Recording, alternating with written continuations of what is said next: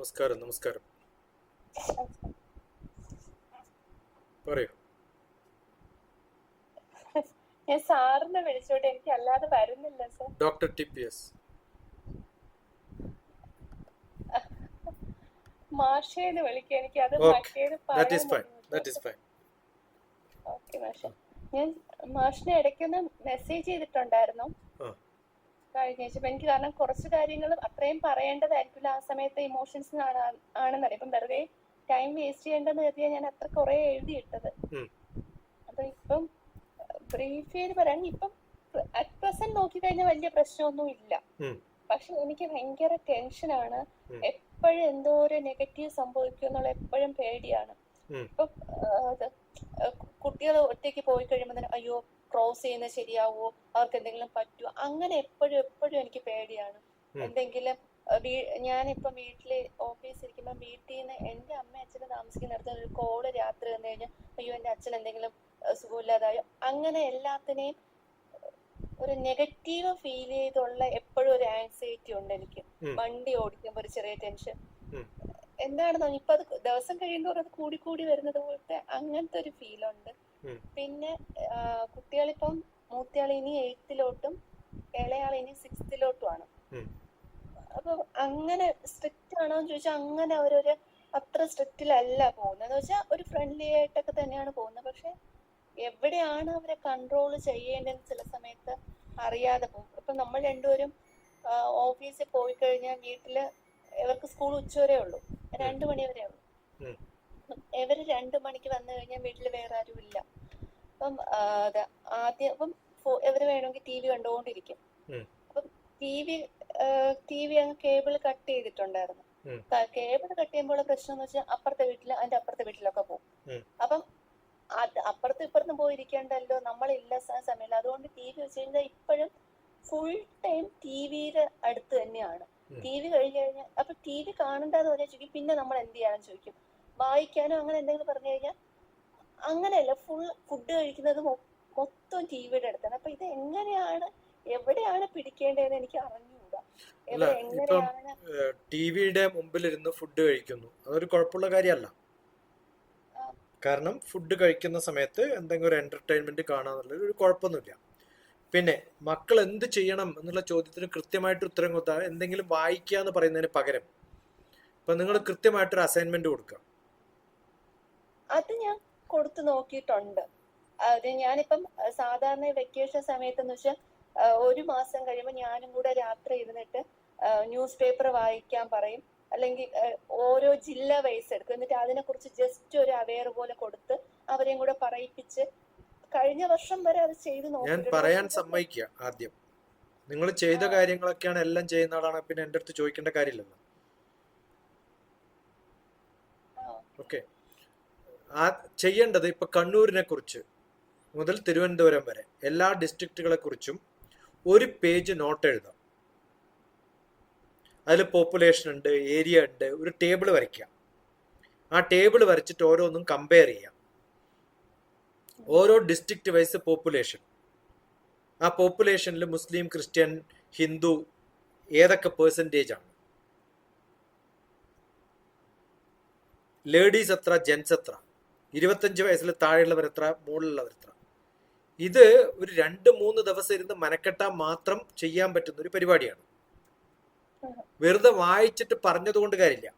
അത് എഴുതുമ്പോൾ എഴുതി എന്നുള്ളത് ഒരു ഡോക്യുമെന്റേഷനാണ്. നമ്പർ 1. നമ്പർ 2, സ്റ്റാറ്റിസ്റ്റിക്സ് പഠിക്കും, ടേബിൾ ഉണ്ടാക്കാൻ പഠിക്കും. അത് ജീവിതത്തിൽ ആകപ്പാടെ എല്ലായ്പ്പോഴും റെഫർ ചെയ്യാൻ പറ്റുന്ന ഒരു റെഫറൻസ് ആയിട്ട് മാറും. എൻ്റെ എല്ലാ ക്ലാസ്സുകളിലും ഞാൻ കൃത്യമായിട്ട് പറയുന്ന note taking and note making, ഇതൊരു അസൈൻമെന്റ് ആയിട്ട് മക്കൾക്ക് കൊടുത്തിട്ട് 2 ദിവസം കഴിയുമ്പോഴത്തേക്കും ഇത് കറക്റ്റ് ആവണമെന്ന് പറഞ്ഞാൽ അവർക്ക് പൊതുവേ ഇൻട്രസ്റ്റ് കൂടി വരും. അത് മക്കളെ ടെസ്റ്റ് ചെയ്യാനല്ല. എനിക്കും അറിയില്ല മക്കളെ, എനിക്കും പഠിക്കണമെന്നുണ്ട്, നിങ്ങൾ എന്നെ ഇത് നോക്കി ഒരു നോട്ട് ഉണ്ടാക്കിയിട്ട് എന്നെ പഠിപ്പിക്കൂ എന്ന് പറയുമ്പോൾ അവർക്ക് കുറച്ചും കൂടി ഒരു സീനിയോറിറ്റി ബോധം വരും. അങ്ങനെ വ്യത്യസ്തമായ, ഇപ്പം കേരളം കഴിഞ്ഞാൽ, ഡിസ്ട്രിക്റ്റുകൾ കഴിഞ്ഞാൽ ഇന്ത്യയിലെ എല്ലാ സ്റ്റേറ്റുകളെ കുറിച്ചും പഠിക്കാം. അത് കഴിഞ്ഞാൽ ലോകത്തെക്കുറിച്ച് പഠിക്കാം. എത്രയോ രാജ്യങ്ങളും അതിന്റെ ക്യാപിറ്റൽസും ഉണ്ട്. അതെല്ലാവർക്കും അറിയോ? ഞാനിപ്പോ ശുഭിയോട് ചോദിച്ച എത്ര കൺട്രീസും ക്യാപിറ്റൽസും അറിയാം? ഞാൻ ചോദിക്കുന്നത്, എനിക്കറിയില്ല, മക്കൾക്കും അറിയില്ല, പഠിക്കാൻ പറയുന്നു, കാര്യമില്ല. അത് നമ്മൾ എഴുതി നോട്ടാക്കി റെഫറൻസ് ആക്കി സൂക്ഷിച്ചു വെക്കുന്ന സമയത്താണ് അതിനൊരു വാല്യൂ ഉണ്ടാവുക. എല്ലാവരും പറഞ്ഞു എന്ന് പറയും. ഇപ്പൊ ഞാനിപ്പോ എന്തെങ്കിലും അസൈൻമെന്റ് ഇത് ഞാനും സ്ഥിരമായിട്ട് പറയാറുള്ളതാണ്. എന്നിട്ട് എന്താ നടക്കാത്തത്? അത് നടന്നു എന്ന് പ്രൂവ് ചെയ്യണമെങ്കിൽ ഡോക്യുമെന്റ് ചെയ്യണം, എഴുതി വെക്കണം. എഴുതിയിട്ട് പഠിക്കാത്ത ഒരു സംഭവവും ഇപ്പൊ ഡോക്യുമെന്ററീസ് TV കണ്ടോട്ടെ, മഹാത്മാഗാന്ധിയെ കുറിച്ചുള്ള ഒരു ഡോക്യുമെന്ററി കാണുക, അതിനകത്ത് നോട്ട് ഉണ്ടാക്കുക. സ്വാമി വിവേകാനന്ദനെ കുറിച്ച് കാണുക, നോട്ട് ഉണ്ടാക്കുക. അറിയാവുന്ന makers of India doctor TPS ഒരു വലിയൊരു പുസ്തകമുണ്ട്. അതിനകത്ത് എല്ലാ ആൾക്കാരുടെയും, അതിന്റെ ആവശ്യമൊന്നുമില്ല, നമ്മുടെ എല്ലാ പ്രൈം മിനിസ്റ്റേഴ്സിന്റെയും പേര് ഒരു പാട്ടായിട്ട് ഞാൻ എഴുതിയിട്ടുണ്ട് യൂട്യൂബിൽ. എല്ലാ പ്രൈം മിനിസ്റ്ററിന്റെയും ജീവചരിത്രം ഒരു ടേബിൾ ഉണ്ടാക്കിയിട്ട് ഓരോ പ്രൈം മിനിസ്റ്റർ ഉണ്ടായിരുന്ന സമയത്ത് ആരൊക്കെയായിരുന്നു പ്രസിഡന്റുമാർ, എപ്പോഴാണ് അവർ മാറിയത്.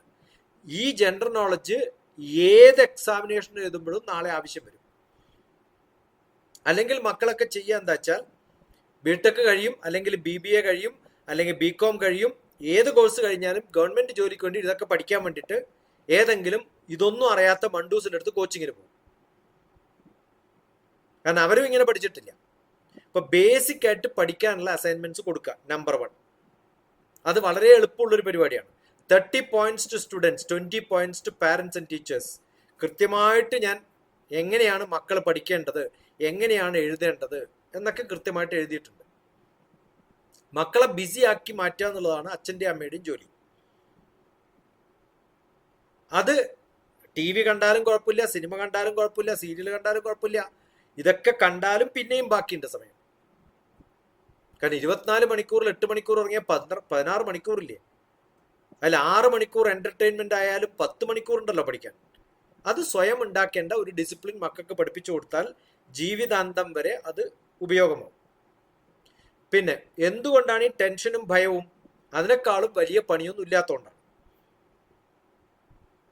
നമുക്ക് അതിനേക്കാളും വലിയ കാര്യങ്ങൾ ചെയ്യാനുണ്ടെന്ന് വിചാരിക്കാം. ജീവിതത്തിന് കുറേ ചിന്തകൾ ഉണ്ടെന്ന് വിചാരിക്കാം, വലിയ വലിയ കാര്യങ്ങൾ ചെയ്യാനുണ്ടെന്ന് വിചാരിക്കാം. അതിനെക്കുറിച്ചേ ആലോചിക്കുള്ളൂ. ഒരു പണിയും ഇല്ലാണ്ട് ഫ്ലൈറ്റ് കയറുന്ന ഒരാള് എപ്പോഴാ വിമാനം പൊട്ടി വീഴാന്ന് ആലോചിച്ചുകൊണ്ടിരിക്കും. ആ വിമാനം ഇറങ്ങിക്കഴിഞ്ഞാൽ കുറേ കാര്യങ്ങൾ ചെയ്യാനുള്ള ഒരാളാണെങ്കിൽ എന്ത് ചെയ്യും? ആ കാര്യങ്ങളെ കുറിച്ച് ആലോചിക്കും. അപ്പൊ സീരിയസ് ആയിട്ടുള്ള കാര്യങ്ങൾ ഉണ്ടാവുക.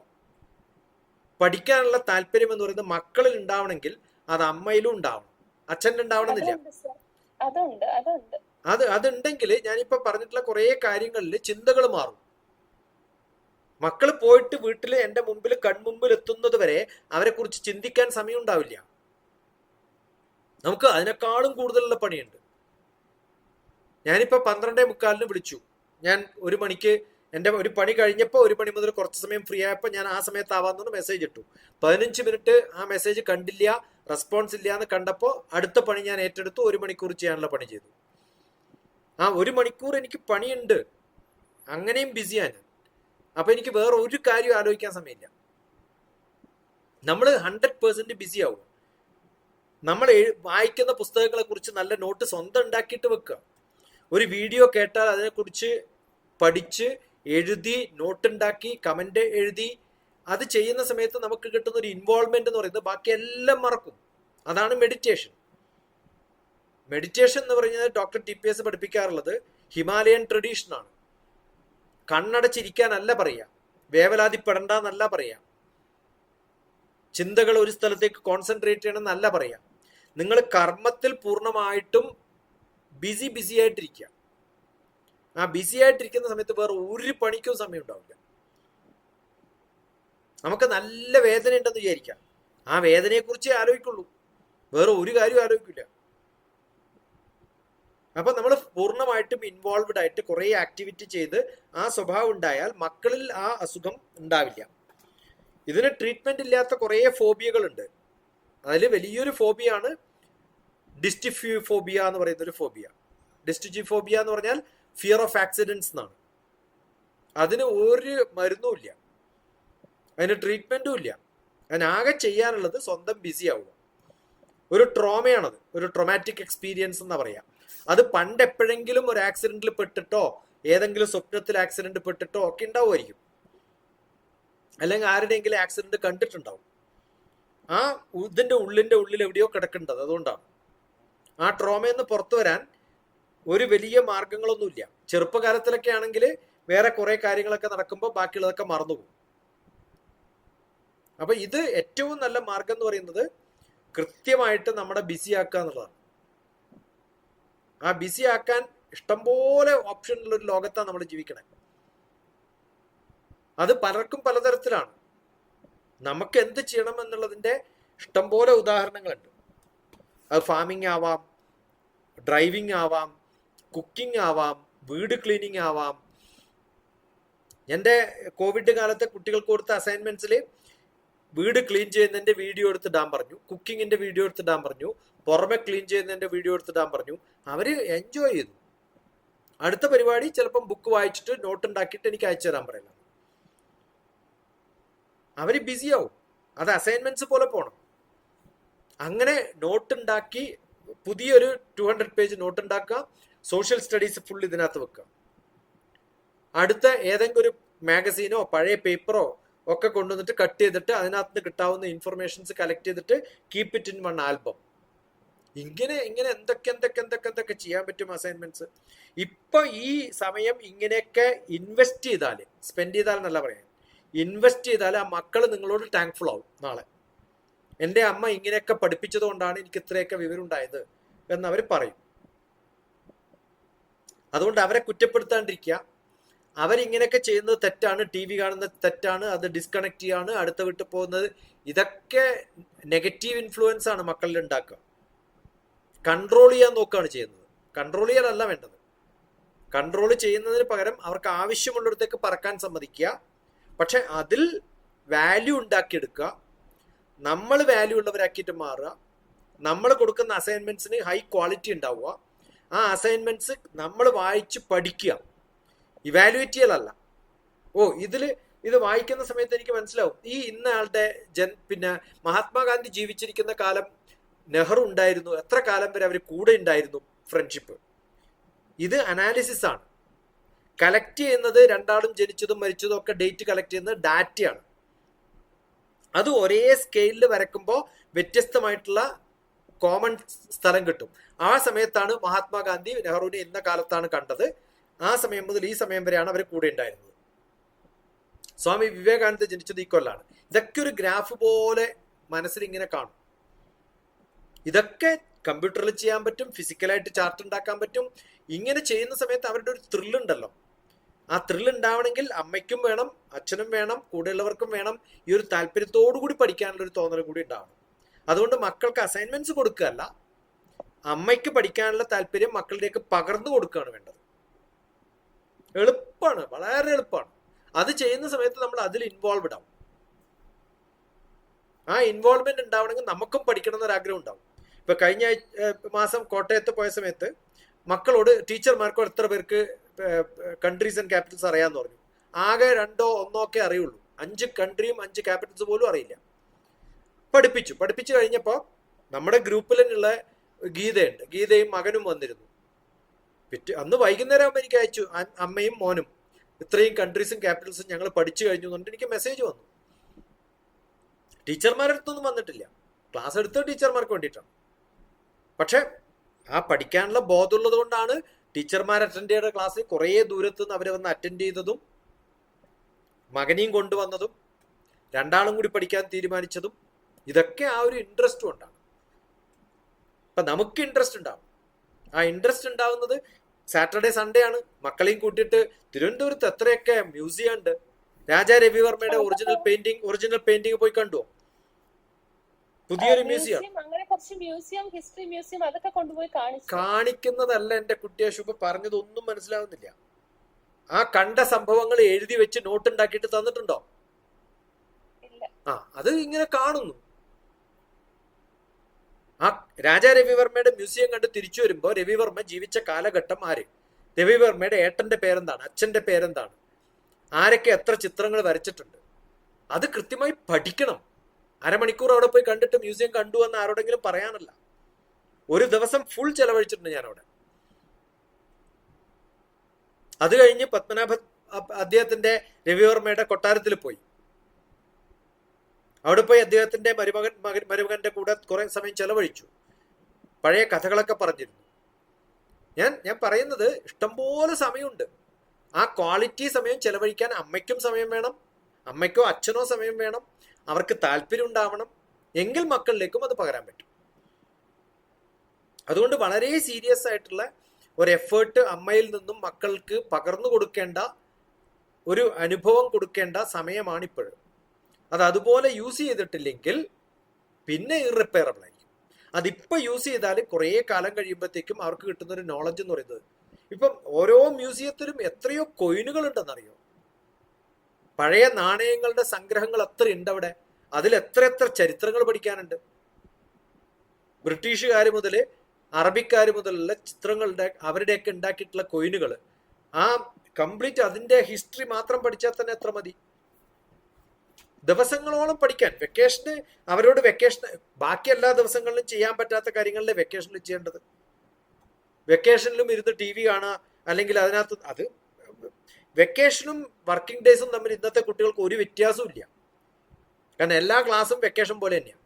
വെറുതെ പോകുന്നു, തിരിച്ചു വരുന്നു, ഒന്നും പഠിക്കുന്നില്ല. സ്വന്തം നോട്ട് ഉണ്ടാക്കുക.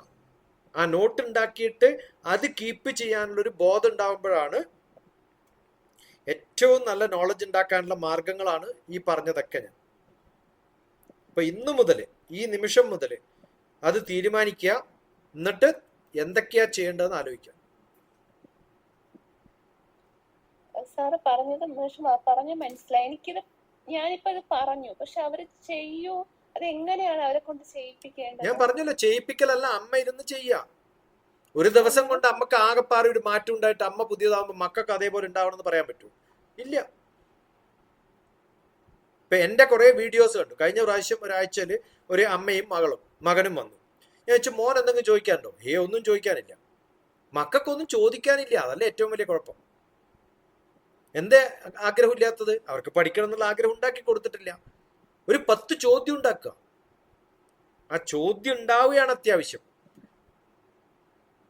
നിങ്ങൾ അങ്ങോട്ട് ചോദ്യം ചോദിക്കുന്നതിന് പകരം, ഇന്നത് പഠിക്കണം എന്ന് പറയുന്നതിന് പകരം, മക്കൾക്ക് എന്തൊക്കെ പഠിക്കണം, എന്തൊക്കെ പഠിച്ചാൽ നന്നാവും, ഒരു എഴുതിയിട്ട് നമ്മളൊന്ന് ഡിസ്കസ് ചെയ്യാം എന്ന് പറയാം. അവരെന്തൊക്കെ എഴുതണം നോക്കാം. ആ സ്റ്റാൻഡേർഡ് കൂട്ടി വരും. എവിടെയൊക്കെ നിങ്ങൾക്ക് യാത്ര ചെയ്യണം, തിരുവനന്തപുരത്ത് എന്തൊക്കെ കാണണം എന്നാണ് നിങ്ങളുടെ ആഗ്രഹം? കാണാലോ, ഇഷ്ടംപോലെ യൂട്യൂബിൽ പോയി കഴിഞ്ഞാൽ എന്തൊക്കെ കാണാൻ പറ്റും. ഫുൾ മൊബൈൽ തിരുവനന്തപുരത്ത് കാണാൻ പറ്റുന്ന സംഭവങ്ങളൊക്കെ ഒന്ന് ഇവാലുവേറ്റ് ചെയ്യുക. എന്നിട്ട് നോക്കാം ഏതാണ് ഏറ്റവും മെറിറ്റോറിയസ്, എന്താണ് ബീച്ചിന്റെ പ്രത്യേകത, എന്താണ് അറേബ്യൻ സീയും ബേ ഓഫ് ബംഗാൾ എന്ന് പറയാൻ കാരണം. ഒന്ന് ബേ ഓഫ് ബംഗാളാണ്, മറ്റേത് അറേബ്യൻ സീ ആണ്. എന്തിന് വ്യത്യസ്ത പേര്? ബേ എന്ന് പറഞ്ഞാൽ എന്താണ്? സീ എന്ന് പറഞ്ഞാൽ എന്താണ്? ഇന്ത്യൻ ഓഷ്യൻ ആണ്. ഓഷ്യൻ എന്ന് പറഞ്ഞാൽ എന്താണ്? ഇതൊക്കെ പുസ്തകത്തിലുള്ളതാണ്. അത് കേട്ടിട്ട് കാര്യമില്ല. ഇതെന്താണ് എന്ന് ചോദിക്കാനുള്ള ആ ചോദ്യം മക്കളിൽ ഉണ്ടാവണമെങ്കിൽ ആ ചോദ്യം അമ്മയിൽ നിന്നുണ്ടാവണം. അത്തരം ചോദ്യങ്ങൾ ഉണ്ടാവുന്ന പാരന്റ്സിനാണ് അത്തരം ചോദ്യങ്ങൾ ഉണ്ടാവുന്ന മക്കൾ ഉണ്ടാവുക. അത് തെറ്റല്ല. കാരണം നമ്മുടെ പഠനവും വിദ്യാഭ്യാസവും അത്രയും പോക്കാണ്. അപ്പൊ നമുക്ക് പാരന്റ്സിന് ചെയ്യാൻ പറ്റുന്ന, ഒരു മെന്റർക്ക് ചെയ്യാൻ പറ്റുന്ന കാര്യം അത് കുറച്ച് പേരിലെങ്കിലും ഉണ്ടാക്കിയെടുക്കുക എന്നുള്ളൊരു സാഹചര്യമാണ്. ഇപ്പൊ എൻ്റെ ഒരു ഗ്രൂപ്പ് ഉണ്ട്. ചോദ്യങ്ങളില്ല. ചോദ്യങ്ങൾക്ക് ഉത്തരം എഴുതിയാൽ ശ്രദ്ധിക്കില്ല. ഞാനൊക്കെ എൻ്റെ എത്രയോ യൂട്യൂബിന്റെ വീഡിയോസ് ഞാൻ അതിനകത്തിടും. അത് കണ്ടു എന്നോ കേട്ടു എന്നോ പഠിച്ചു എന്നോ വായിച്ചു എന്നോ ഒരു കമന്റും കാണില്ലല്ലോ. സമയമില്ലാത്തതുകൊണ്ടാണ്? അല്ല, താല്പര്യമില്ലാത്തതുകൊണ്ടാണ്. താല്പര്യം എന്ന് പറയുന്നത് നമ്മൾ ഉണ്ടാവുമ്പോൾ, എന്തിനാ ആ ഗ്രൂപ്പ് ഉണ്ടാക്കണത്? അമ്മയ്ക്ക് താല്പര്യം ഉണ്ടാവുമ്പോൾ മക്കളിലേക്ക് താല്പര്യം പകർന്നു കൊടുക്കാൻ വേണ്ടിയിട്ടാണ്. ആ ഗ്രൂപ്പിലുള്ള ഒരാളെ നന്നാക്കാൻ വേണ്ടിയിട്ടല്ല, അവരുടെ മക്കൾക്കെങ്കിലും അങ്ങനെ ഒരു ബോധം ഉണ്ടായിക്കോട്ടെ എന്ന് വിചാരിച്ചിട്ടാണ്. നല്ല പോലെ മെനക്കെടണം. എനിക്കൊന്നും അങ്ങനെയുള്ള പാരന്റ്സ് ഉണ്ടായിരുന്നില്ല. എൻ്റെ അച്ഛൻ എൻ്റെ കൂടെ ഉണ്ടായിരുന്നില്ല. 4 വയസ്സായപ്പോൾ മരിച്ചു. അമ്മ അത്രയും ലിറ്ററേറ്റർ ആയിട്ടൊന്നുമില്ല. ബ്രദേഴ്സൊക്കെ ക്വാളിഫൈഡ് ആയിരുന്നു, പക്ഷെ അവരൊന്നും അസൈൻമെന്റ്സ് തന്നിട്ടില്ല. പക്ഷെ ഞാൻ സ്വന്തം ഉണ്ടാക്കി എടുത്തിട്ടുള്ളത് ഞാൻ പകർന്നു കൊടുത്തിട്ടുണ്ട് പലർക്കും. അത് വളരെ എഫക്റ്റീവായിട്ട് കണ്ടിട്ടുമുണ്ട്. ഞാൻ അന്നൊരു സത്സംഗ് ഉണ്ടായിരുന്ന സമയത്ത് ഞാൻ പറഞ്ഞു, അതിന്റെ കണ്ടിട്ടൊന്നും അറിയില്ല, എന്റെ ലൈബ്രറിന്റെ പടം വേണമെങ്കിൽ ഇടാലോ എന്ന്. ഒരാളും ചോദിച്ചില്ലല്ലോ അത് കഴിഞ്ഞിട്ട്. അപ്പൊ അതിനർത്ഥം താല്പര്യമില്ലാത്തതുകൊണ്ടാണ്, അത് കേട്ടിട്ടില്ല എന്നുള്ളതുകൊണ്ടാണ്, ശ്രദ്ധിച്ചിട്ടില്ല എന്നുള്ളതുകൊണ്ടാണ്.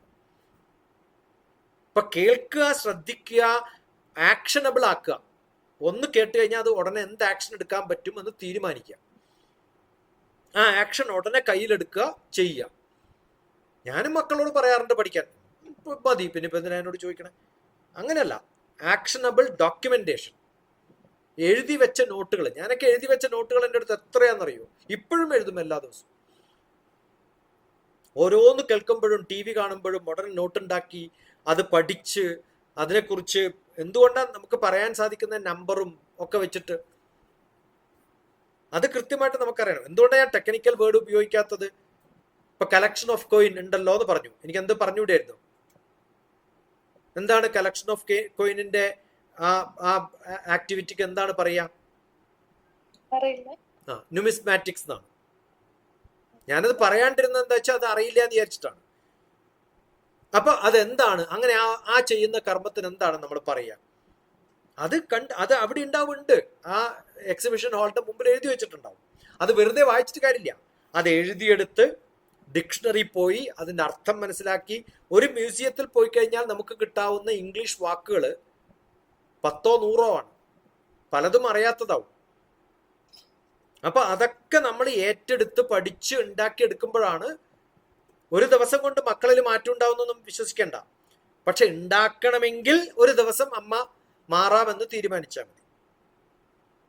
അത് ഉണ്ടാക്കിയെടുക്കുക, അതാണ് വേണ്ടത്.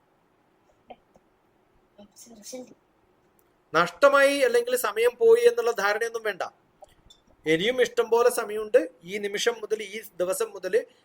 സ്കൂളിൽ പഠിക്കുന്ന സമയത്തും എത്ര പഠിക്കുന്നത്? ആകെ 1 മണിക്കൂർ പഠിച്ചാൽ തീരുന്നതാണ് ഒരു സ്കൂളിൽ പഠിപ്പിക്കുന്നത്. അനാവശ്യമായിട്ടുള്ള വേസ്റ്റാണ്. അനാവശ്യമായിട്ടുള്ള ട്യൂഷന് പറഞ്ഞേക്കും, അനാവശ്യമായിട്ടുള്ള ക്ലാസ്സുകളിൽ ഒരു താല്പര്യമില്ലാണ്ട് ക്ലാസ്സിലിരിക്കുകയാണ്. പിന്നെ ശ്രദ്ധ ഉണ്ടാവുക. അപ്പൊ കുട്ടികളിൽ പഠിക്കാനുള്ള ആഗ്രഹം ഉണ്ടാക്കിയെടുക്കലാണ് ആദ്യം വേണ്ടത്. അത് ഉണ്ടാക്കിയെടുക്കേണ്ടത് അമ്മയുടെ കടമയാണ്, പഠിപ്പിക്കേണ്ടത് ടീച്ചർമാരുടെ കടമയാണ്. ആഗ്രഹമില്ലാത്ത കുറെ കുട്ടികൾ ഉള്ളത് കൊണ്ട് ടീച്ചേഴ്സിന് പഠിപ്പിക്കാനുള്ള താല്പര്യമില്ല. ഇന്നലെ ഞാൻ എന്നെ പഠിപ്പിക്കാത്ത എൻ്റെ സ്കൂളിലെ, ഞാൻ 8ാം ക്ലാസ്സിലും 9ാം ക്ലാസ്സിലൊക്കെ പഠിപ്പിക്കാനുള്ള എൻ്റെ മാഷ് ഇന്നലെ രാവിലെ എന്നെ വിളിച്ചു. വയസ്സെത്രയാന്ന് പറയും? 82 വയസ്സായി മാഷ്ക്ക്. ഞാൻ വിളിക്കുന്ന സമയത്ത് എൻ്റെ ബ്രദേഴ്സിനോട് ഞാൻ സംസാരിച്ചുകൊണ്ടിരിക്കുകയാണ്. ഞാൻ മാഷയും ആഡ് ചെയ്തു, കാരണം എൻ്റെ എല്ലാ ബ്രദേഴ്സിനെയും പഠിപ്പിച്ചിട്ടുള്ള മാഷാണ്. ഞങ്ങൾ എത്ര മണിക്കൂറാ? 1.5 മണിക്കൂറാ സംസാരിച്ചത്. ഞാനും എൻ്റെ 2 മൂത്ത ബ്രദേഴ്സും ഞങ്ങളെയൊക്കെ പഠിപ്പിച്ചിട്ടുള്ള എൻ്റെ മാഷും കൂടി. ആ മാഷ അനന്തേട്ടനെ വിളിക്കാം, സാറൊന്നും വിളിക്കാറില്ല, അനന്തേട്ടനാ. ആ അനന്തേട്ടനോട് കുറേ സമയം സംസാരിച്ചു. അപ്പൊ നമ്മൾ ഓരോരോ സമയവും ചെലവഴിക്കുമ്പോൾ നമ്മൾ എങ്ങനെ, എന്തുകൊണ്ടാണ് മാഷ് നമ്മളെ ഇപ്പോഴും ആലോചിച്ചിട്ടും വിളിക്കുന്നത്? എങ്ങനെ വിളിച്ചത് തന്നെ? എന്തിനാ വിളിച്ചത്? അതിൽ ഒരു ബ്രദർ പിന്നെ മാഷിന്റെ കൂടെ വർക്ക് ചെയ്ത മാഷാണ്.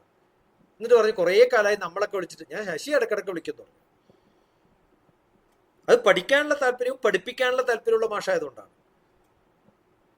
എന്നിട്ട് ഞാൻ പറഞ്ഞു, മാഷ് ഉപയോഗിക്കുന്ന പല ട്രിക്കും ഞാൻ ഉപയോഗിക്കാറുണ്ട്, ഞാൻ എൻ്റെ ക്ലാസ് എടുക്കുമ്പോഴൊക്കെ അത് പറയാറുണ്ടെന്ന് പറഞ്ഞപ്പോൾ ഒട്ടനെ മാഷ് പറഞ്ഞാൽ എന്താ അറിയോ? ഞാനും ശശിയുടെ കുറെ കാര്യങ്ങൾ അവിടെ ഇവിടെയൊക്കെ ഉപയോഗിക്കാറുണ്ട് കേട്ടോ. എന്തൊരു ഭാഗ്യാന്ന് ആലോചിച്ച് നോക്ക്, നമുക്ക് ഷെയർ ചെയ്യുന്ന ആ കൺസേൺ ഉള്ളത് കൊണ്ടാണ് അന്യോന്യം വിളിക്കുന്നത്. ഇതൊക്കെ ഒരു അസറ്റാണ്, അത് ഉണ്ടാവണം. അത് നമുക്ക് ഉണ്ടാക്കിയെടുക്കാൻ പറ്റും, വലിയ ബുദ്ധിമുട്ടൊന്നുമില്ല. അതുകൊണ്ട് അനാവശ്യമായിട്ടുള്ള ചിന്തകളൊക്കെ ഒഴിവാക്കണമെങ്കിൽ അതിനുള്ളൊരു ട്രീറ്റ്മെന്റ് ആയിട്ട് കരുതിയാൽ മതി. B active. മക്കളെ പഠിക്കാൻ പറയല്ല വേണ്ടത്, മക്കളുടെ കൂടെ ഇരുന്ന് പഠിക്കുക. അതും ചെയ്യാറുണ്ട് ഞാൻ. കാരണം ഞാനും അവരെ കൂടെ അവര് പഠിക്കുക, ഞാനും ആ സമയത്ത് ഇരുന്ന് പഠിക്കാൻ. ഞാൻ ചോദിക്കട്ടെ ശുഭ, എഴുതിയിട്ടുള്ള ഒരു നോട്ടൊന്ന് അയച്ചു തരാൻ പറ്റുമോ? ഇതുവരെ ചെയ്തിട്ടുള്ള നോട്ടായിട്ട് ഞാൻ പറഞ്ഞുവല്ലോ, നിങ്ങൾ പഠിക്കാറുണ്ട് എന്ന് പറയുന്നത് തെറ്റാണ്. ലാസ്റ്റ് പഠിച്ചിട്ടുള്ള ഒരു 10 കാര്യം പറയാൻ പറ്റുമോ? ഒരു 10 പോയിന്റ് ഒന്ന് പറയാൻ പറ്റുമോ? ലാസ്റ്റ് മക്കൾക്ക് പറഞ്ഞു കൊടുത്ത, മക്കളുടെ കൂടെ ഇരുന്ന് പഠിച്ചിട്ടുള്ള 10 കാര്യങ്ങൾ കൃത്യമായിട്ടൊന്ന് പറയാൻ പറ്റുമോ? ഇപ്പൊ നിരത്തിയിട്ട് പിന്നെ പഠിച്ചിട്ടാലേ അർത്ഥം. സമയം പാഴാക്കി എന്നാണ് അതിന്റെ പേര്. പഠിച്ചു എന്ന് പറഞ്ഞാൽ എന്താ അർത്ഥം? ഞാനിപ്പോ പറയുമ്പോൾ എല്ലാവരും പറയുന്ന കാര്യമാണിത്, ഇതെനിക്ക് കേൾക്കാൻ താല്പര്യമില്ല, അങ്ങനെയാണെങ്കിൽ എൻ്റെ അടുത്ത് ഡിസ്കസ് ചെയ്യേണ്ടതെന്ന് ഞാൻ പറഞ്ഞു ആദ്യം തന്നെ. എന്നിട്ട് ഇപ്പൊ ഇതൊക്കെ പറഞ്ഞു കഴിഞ്ഞപ്പോഴും ലാസ്റ്റ് സ്റ്റേറ്റ്മെന്റ് എന്താണ്? ഞാൻ എൻ്റെ മക്കളുടെ കൂടെ ഇരുന്ന് പഠിക്കാൻ പറയാറുണ്ട്, ഞാനും ഇരുന്ന് പഠിക്കാറുണ്ടെന്ന്. എന്നാ ഒരു 10 പോയിന്റ് പറയാൻ പറഞ്ഞപ്പോഴോ ഇല്ല. എന്താ കാരണം? എഴുതി വെച്ചിട്ടില്ല, നോട്ട് എഴുതിയിട്ടില്ല. അത് മാത്രമേ ഞാൻ പറഞ്ഞിട്ടുള്ളൂ. സൗകര്യം ഉണ്ടെങ്കിൽ ചെയ്യാം. നിങ്ങൾ നോട്ട് എഴുതാൻ വേണ്ടിയിട്ട് വായിക്കുമ്പോൾ ഒരു പോയിന്റ് വിട്ടുപോയാൽ തിരിച്ച് രണ്ടാമതും അത് വായിക്കും. ഒരു പാരഗ്രാഫ് വായിക്കുമ്പോൾ ഒരു ലൈൻ എങ്കിലും എഴുതാൻ പറ്റണം. ഒരു ലൈൻ 2 ലൈൻ വായിക്കുമ്പോഴത്തേക്കും ഒരു പോയിന്റ് എഴുതാൻ പറ്റണം. ഒരു ചാപ്റ്റർ എഴുതുമ്പോഴത്തേക്കും ഒരു പാരഗ്രാഫ് എഴുതാൻ പറ്റണം. അരമണിക്കൂർ ഡോക്യുമെന്ററി കണ്ടു കഴിഞ്ഞാൽ ഒരു പേജെങ്കിലും നോട്ട് ഉണ്ടാക്കാൻ പറ്റണം. എത്ര ഡോക്യുമെന്ററീസ് ഉണ്ട്. ഇതൊക്കെ എഴുതുക, പഠിക്കുക. മക്കളുടെ കൂടെ ഞാൻ പഠിക്കാറുണ്ട്, പഠിപ്പിക്കാറുണ്ട്, ഞാൻ അവരോട് പറയാറുണ്ട്. ഇതൊക്കെ നിർത്തുക. കാരണം അതുകൊണ്ടൊന്നും ഒരു ഗുണമില്ലാത്തതുകൊണ്ടാണല്ലോ എന്നോട് ചോദിക്കുന്നത്. പിന്നെ ആദ്യം പഠിക്കേണ്ടത്, ഞാൻ ഇപ്പൊ ഇത്രയൊക്കെ പറഞ്ഞപ്പോഴും ഒരു പോയിന്റ് എങ്കിലും പറഞ്ഞപ്പോ ശരിയാട്ടോ, ഇങ്ങനെ ചെയ്യണം, ഞാൻ ചെയ്യാം എന്നൊരു വാക്കല്ല പറയണത്. അക്നോളജ്മെന്റ് ഇല്ല. ഈ അക്നോളജ്മെന്റ് ചെയ്യാത്തതിന്റെ ഒരു കുഴപ്പം എന്താ വെച്ചാല്, പ്രത്യേകിച്ചും കേരളത്തിലില്ല. കേരളത്തിൽ തെക്കോട്ട് പോകുമ്പോൾ കുറഞ്ഞു വരും. അപ്പൊ എന്ത് പറ്റും? ആ അക്നോളജ്മെന്റ് സ്വഭാവം മക്കൾക്കും ഇല്ലാണ്ടാവും. ആ സ്വഭാവം ഉണ്ടാവണമെങ്കിൽ നമ്മൾ നല്ലപോലെ ടൈം ഇൻവെസ്റ്റ് ചെയ്യണം. അതാണ് വേണ്ടത്.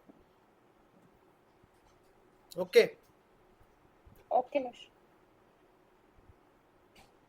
അപ്പൊ നല്ല പോലെ സമയം ഇൻവെസ്റ്റ് ചെയ്യുക. ആ ഇൻവെസ്റ്റ് ചെയ്യാനുള്ള ഒരു ബോധം ഉണ്ടാവുക.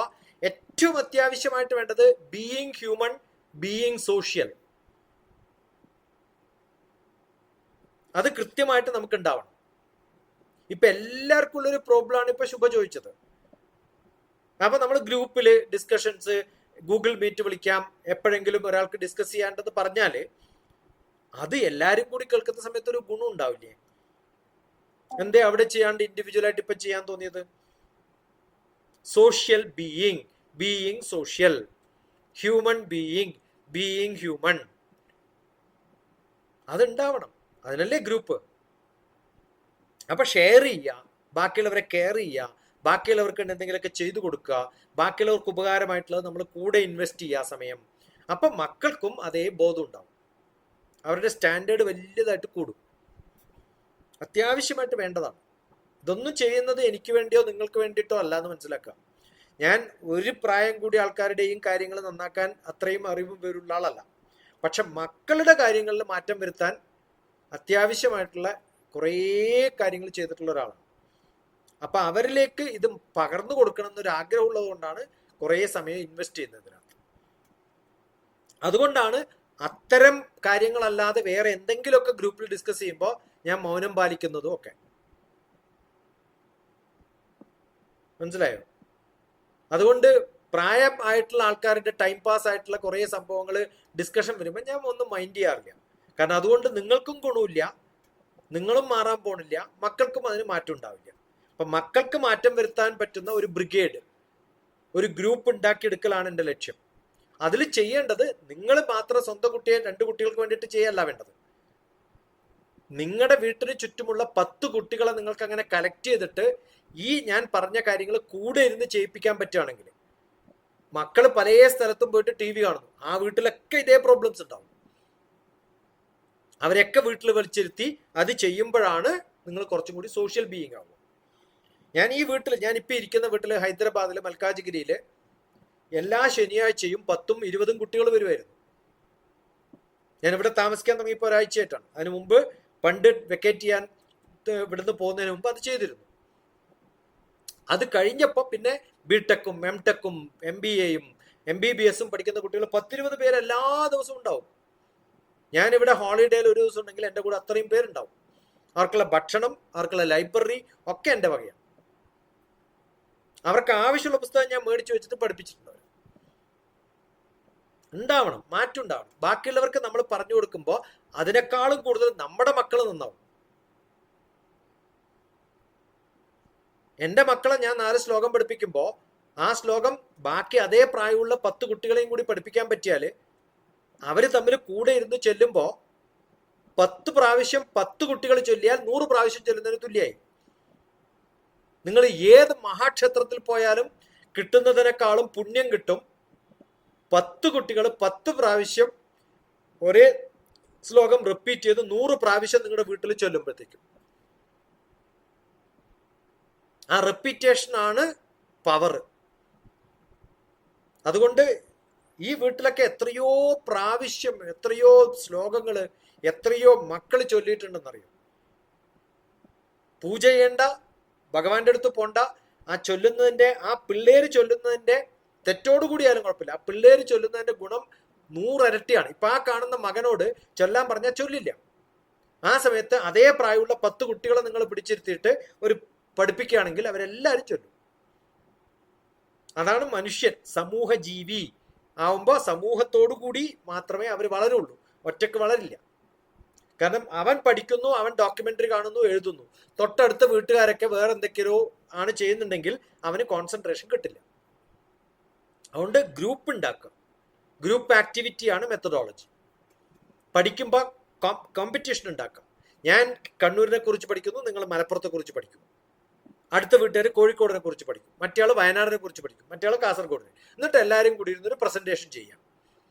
കാസർഗോഡിനെ കുറിച്ച് പറയുമ്പോൾ മറ്റയാളെ കുറിച്ച് പറയാം. എന്ത് രസമായിരിക്കും പിള്ളേരുടെ ഒരു ഇൻവോൾവ്മെന്റും പഠനവും. അങ്ങനെയാണ് പഠിക്കേണ്ടത്. അത് അമ്മയ്ക്കും തോന്നണം, മക്കൾക്കും തോന്നണം, ആ ഒരു സമൂഹത്തിനും തോന്നണം, കൂട്ടുകാർക്കൊക്കെ തോന്നണം.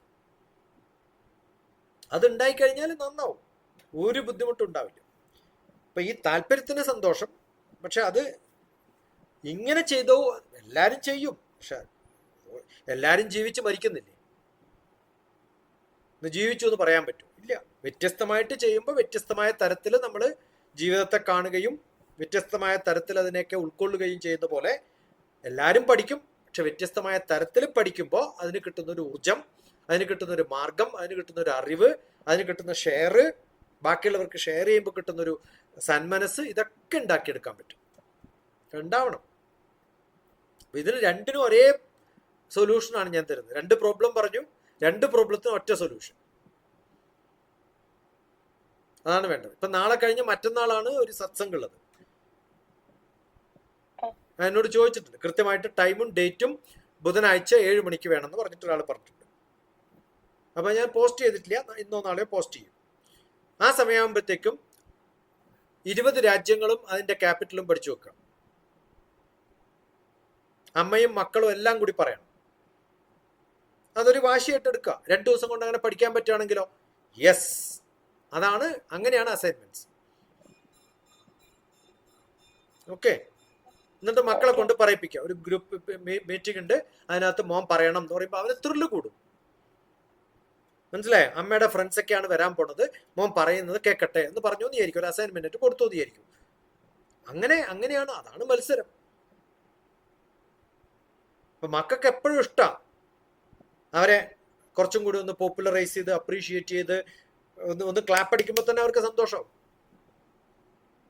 അതുപോലെ അതിന് പകരം പഠിക്കൂ എന്നുകൊണ്ട് വഴക്ക് പറഞ്ഞാലോ, ഇല്ല. അതുപോലെ 10 പഠിക്കാൻ പറഞ്ഞു, 2 പഠിച്ചിട്ടുള്ളൂ, ഞാൻ 10 പഠിക്കാൻ പറഞ്ഞത്, 2 പഠിച്ചു അല്ലേ, ഗ്രേറ്റ് എന്ന് പറഞ്ഞാലോ, ഒരു 8 കൂടി പഠിക്കാനുള്ള ഒരു ഊർജം കിട്ടും.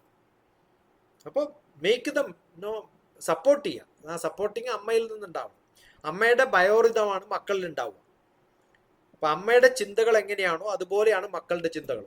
അമ്മ മക്കളെ കുറിച്ച് ഭയപ്പെട്ടാൽ നാളെ മക്കൾക്കും ഭയം കൂടും.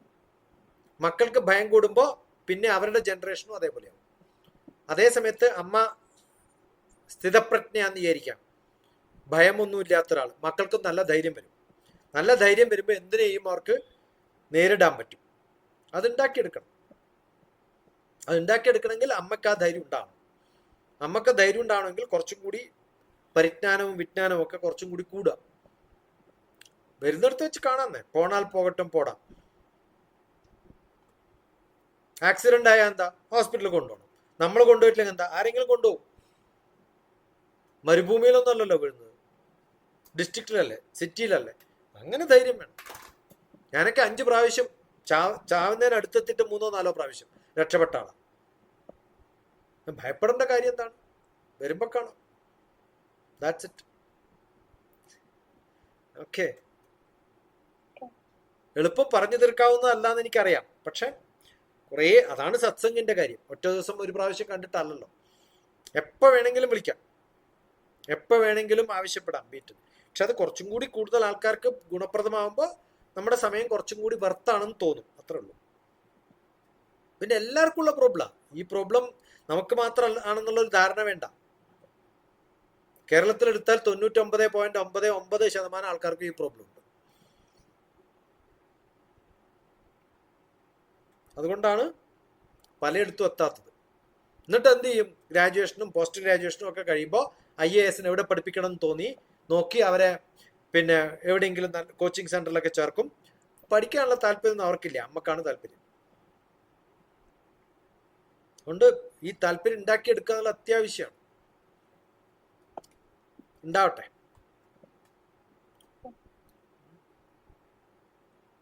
Good enough. ഇത് പബ്ലിഷ് ചെയ്യാലോ അല്ലേ? Thank you.